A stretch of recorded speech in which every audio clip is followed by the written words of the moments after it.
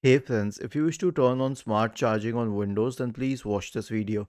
Now explain what smart charging is as a feature. See, if you're gonna keep your system charged to 100%, then that will be a problem because your battery will deteriorate faster.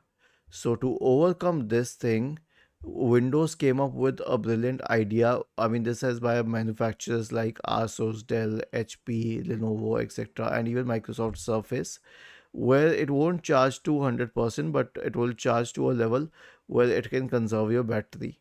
So this is what smart charging is, and there is no switch for smart charging because the question is how to turn on smart charging. You either have it on your system or you do not.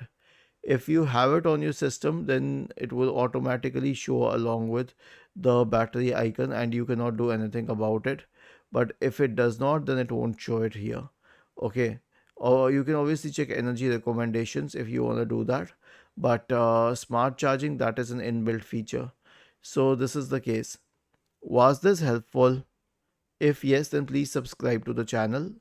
If not, then let us know in the comment section of the video on how we could help you further. Thank you for watching this video and have a nice day.